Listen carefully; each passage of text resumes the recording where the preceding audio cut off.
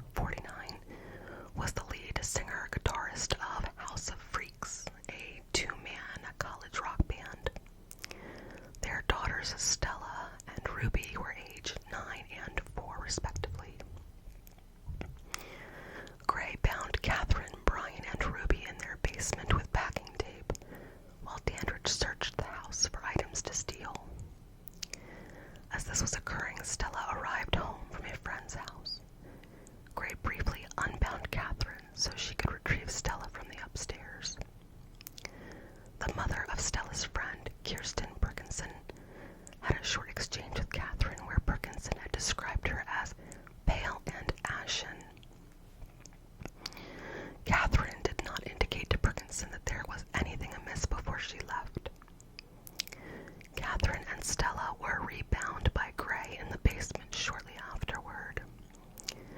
Gray ended up cutting the throats of all 4 of the family members and then hitting each in the head multiple times with a claw hammer. The official cause of death stated that Brian and Catherine died of blunt force trauma to the head, Stella of smoke inhalation and blunt force trauma to the head, and Ruby, the youngest at 4 years old, of stab wounds to her back, one of which punctured her lung. Gray and Dandridge tipped over an art easel in the Harvey family's basement, poured wine over the top of it, and lit the easel on fire in an attempt to destroy the crime scene. Johnny Hunt, Brian's friend, who was the drummer in House of Freaks, called 911 after noticing that the Harvey house had been set on fire. On January 3rd, 2006, a couple living on Hollywood Drive in Chesterfield County, that was actually the county that I grew up in, were robbed by 2 men and a woman who had gained entry into their house by pretending to be someone that needed to ask for directions. The robbers stole several items, including a computer and a television, as well as $800 in cash. The husband was able to dissuade the gang from tying them up by drawing attention to the wife's disability and his need to assist her. The Baskerville-Tucker family. On January 6th of 2006, the police received a call from a Chesterfield resident who was concerned about her daughter's friend, 21-year-old Ashley Baskerville. The caller suspected that Gray and Dandridge, her former house guests and former and current boyfriends of Ashley, were involved in the Harvey murders. The police found items at the Chesterfield home linked to the Harvey case and stormed the house on East Broad Rock Road where Ashley lived with her mother, 46-year-old Mary Baskerville-Tucker, and her stepfather, 55-year-old Percival Tucker. Percival worked as a forklift driver and Mary was employed at a dry cleaning establishment. All 3 members of the Baskerville-Tucker family were found dead, gagged, and bound with tape in their ransacked home. Percival and Mary had been slashed across the throat. The 3 had suffocated due to layers of duct tape wrapped around their heads. Ashley had a plastic bag wrapped around her head as well, secured with duct tape. On the morning of January 7th, 2006, Gray and Dandridge were arrested in Philadelphia, where Dandridge's father, Ronald Wilson, lived. So they were arrested a day after the last killings. Approximately 1 hour after the arrest, Dandridge confessed to killing the Tuckers and Ashley Baskerville. 12 hours after the arrest, Gray asked to speak with a detective and then proceeded to provide a very detailed 3-page confession in which he described using a kitchen knife and a claw hammer to kill the Harveys, stating, "I don't believe sorry is strong enough. None of this was necessary." In subsequent confessions, he admitted to beating his wife Treva to death while Dandridge held her down, to being an accomplice in the Tucker Baskerville murders, and to the attack on Ryan Carey. On January 8th of 2006, the police formally identified Ashley Baskerville as a participant in the Harvey murders, the Chesterfield robbery as well, and the robbery at her own home. This came as the result of the above confessions, as well as eyewitness testimony and other evidence. Baskerville had acted as the lookout in the parked car while Gray and Dandridge entered the Harvey home, and she was found wearing Brian Harvey's wedding band. Gray and Dandridge testified that Baskerville had posed as a victim and allowed herself to be bound as part of the plan to rob her mother and stepfather, but things just went wrong, and Ray got tired of the girl, so he decided to kill her and take her parents' car. Both Gray and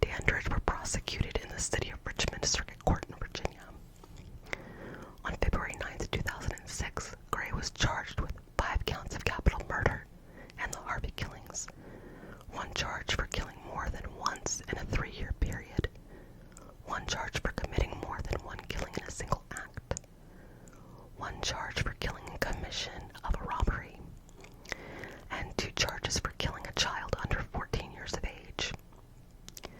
On the same day, Dandridge was charged with 3 counts of capital murder in the Tucker Baskerville killings. The 3rd count was later amended to include Dandridge's role in the Harvey killings.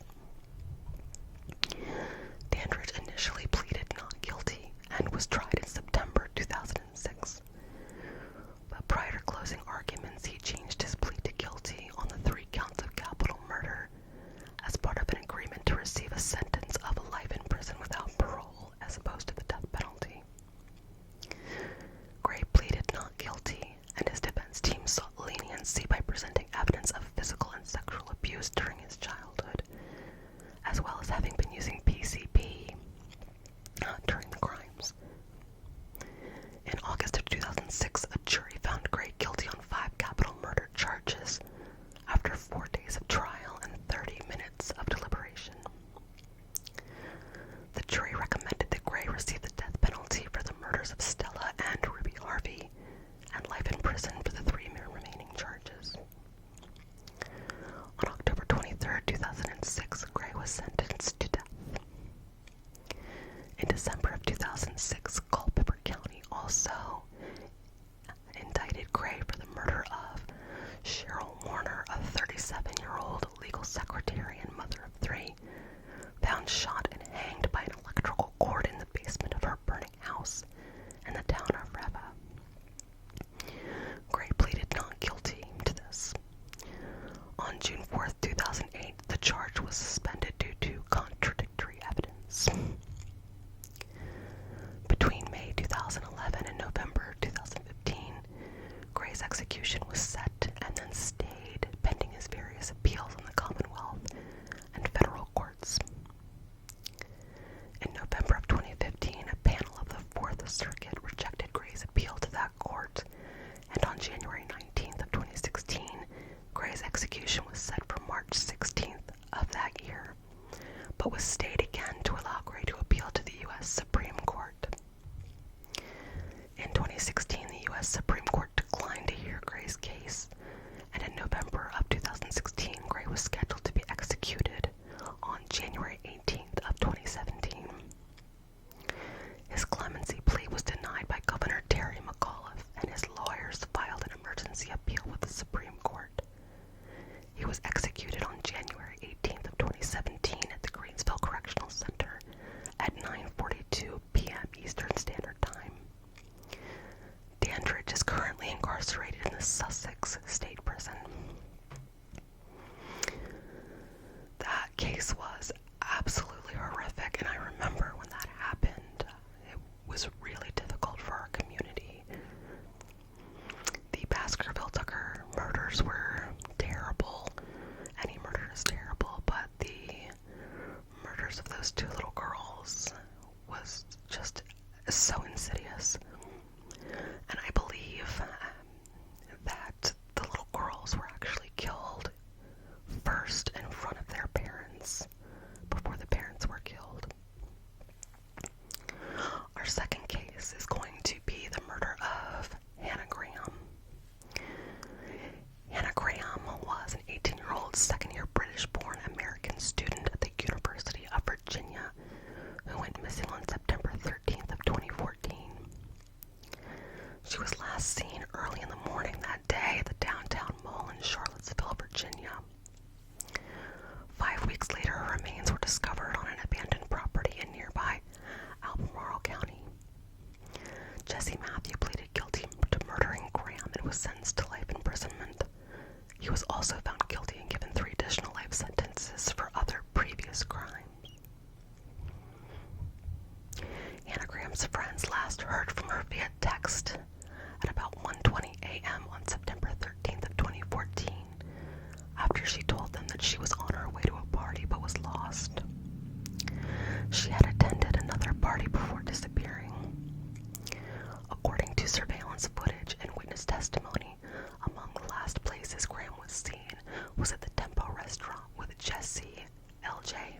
Jr., a 32-year-old man and person of interest.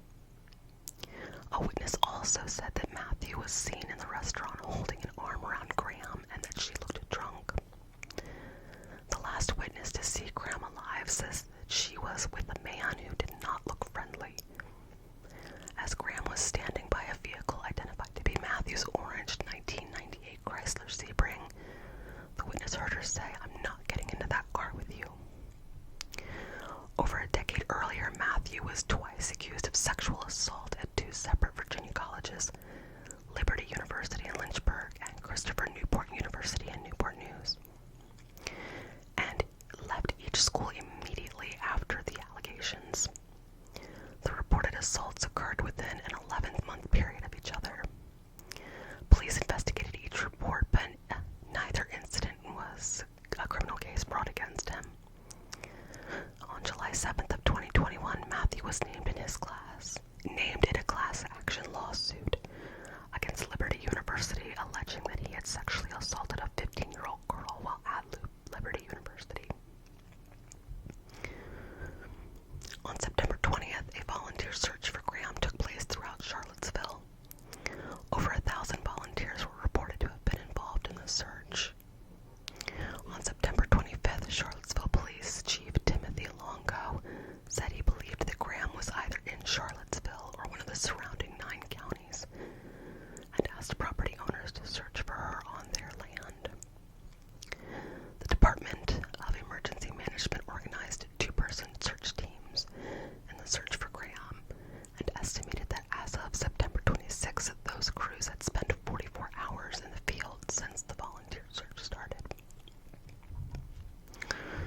On October 18th of 2014, human remains were found at an abandoned property in Albemarle County by searchers from the Chesterfield County Sheriff's Office.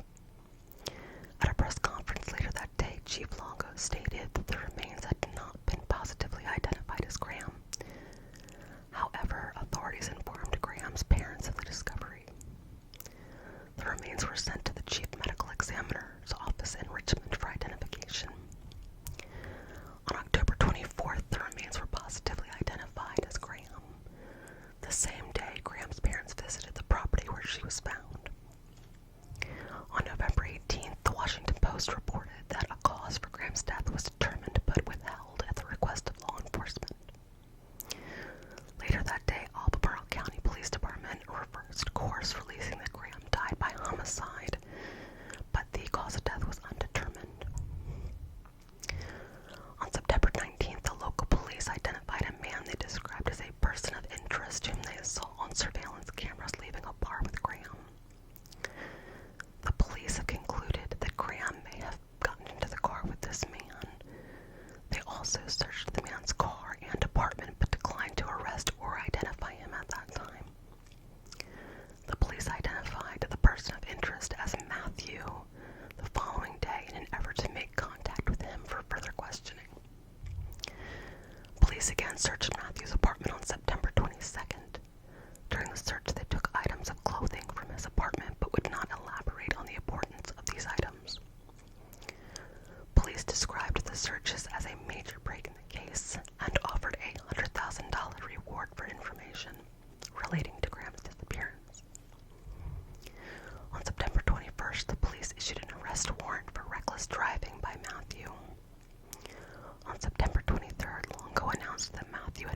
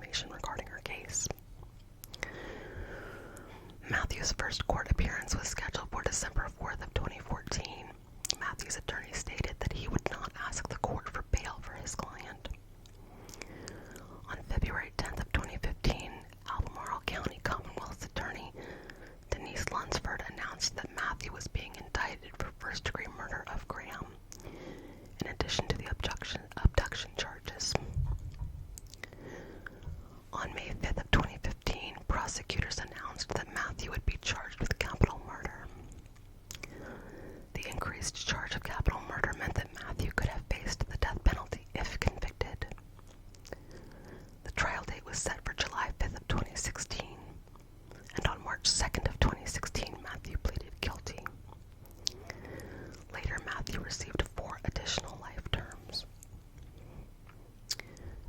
On October 20th of 2014, Matthew was also indicted on charges of attempted murder, object sexual penetration, and abduction with intent to defile from an incident that occurred in September 2005 in Fairfax, Virginia.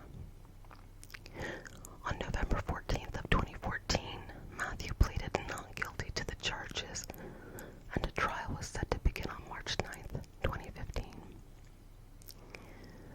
On February 6th of 2015, the Fairfax trial was postponed, with a new trial to be set on February 13th. On February 18th, Matthew appeared in court, where an Albemarle County Circuit Judge, Cheryl Higgins, scheduled his jury trial to begin June 29th. However, the trial began on June 8th, and on June 10th, Matthew abruptly entered an Alford plea and was convicted on all charges. On October 2nd of 2015, Matthew was sentenced to 3 life terms in the Fairfax case. So those were 2 major events in my home state of Virginia. I love true crime. There's quite a few true crime stories from my home state of Virginia, which I will hopefully be able to get to on a future video. Thank you everyone so much for tuning in tonight. I really appreciate it. Thank you for bearing with me. It's actually a terrible time of year for allergies where I currently live. So thank you for that. The highest compliment you can